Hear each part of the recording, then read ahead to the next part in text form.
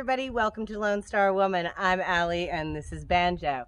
And today we are going to be focusing on training your horse to move the forehand and the hindquarters, but we're going to be using pressure points. Now, pressure points are going to be different to where they are on the horse, and we're going to relate those to button number 1. So, and button number 3 for the hindquarters.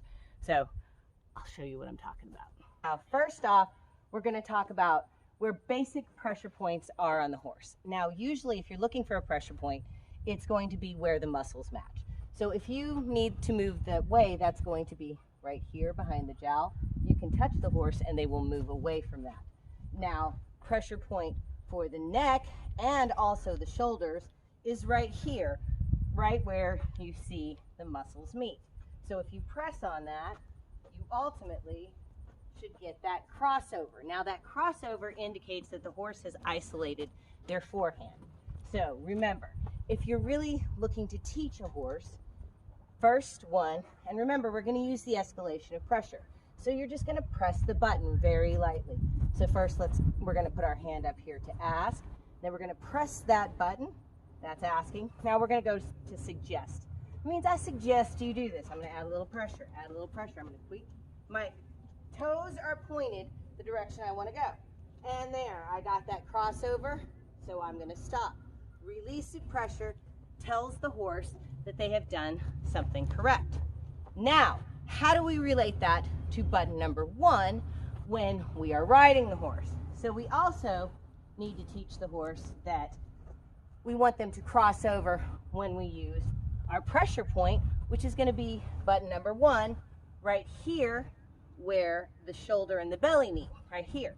That's where our foot is going to hit when we're riding the horse. So they also have to understand that when we push that button, we'd like them to cross over with their front feet. Now your toes have to be pointed the direction you want the horse to go. And your eyes need to be looking down at the horse's feet.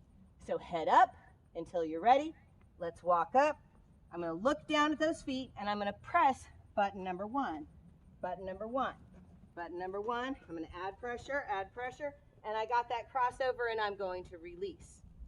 Okay?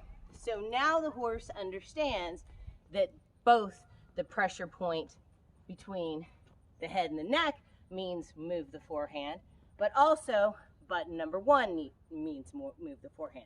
And it starts out 1 step at a time, and then you get 2, and you lessen the pressure to where you just have to put your hand right here, and that means ask, that means move that forehand.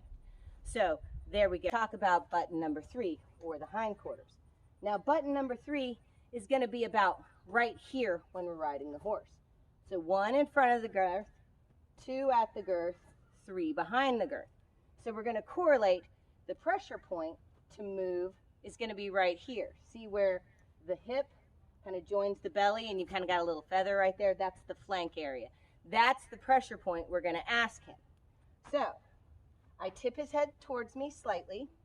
I'm going to point my toes the direction I want him to go, and I'm going to lightly press that button until I get there I go. I got a crossover.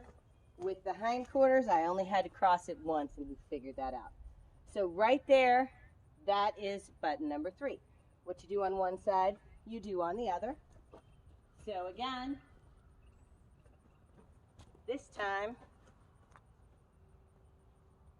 all I have to do is I'm going to look down at his feet, point my toes the direction I want him to go, tip his nose in, push the button, and cross. If he doesn't do it, I cross again, and cross, and release. As soon as I release, my body language straight up and down, the horse will even out to me.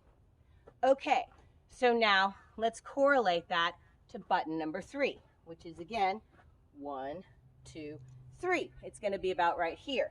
So we're going to keep our body position pointed that direction, but I'm going to switch it up just a little bit. So I'm going to ask around button number 3. So hand up, button number 3, button number 3, button number 3. Come on, come on. And I add pressure, and I get it. button number 3. If I need to add pressure, I can add my hands like this so he understands that's going to be button number 3. And cross, release. Touch, add pressure, add pressure, add pressure till I get that cross, and then chin up, release. Okay? So I hope that helps you out. You start with just one step and you do this exercise every day, and that'll help your horse understand what you're asking them on the ground and what you're asking them in. So thank you so much for joining me on today's video, and if you enjoyed the video, give us a like. And if you haven't already, please subscribe. Remember, we're putting out new content every week. And oh yeah, check out the playlist. Don't forget.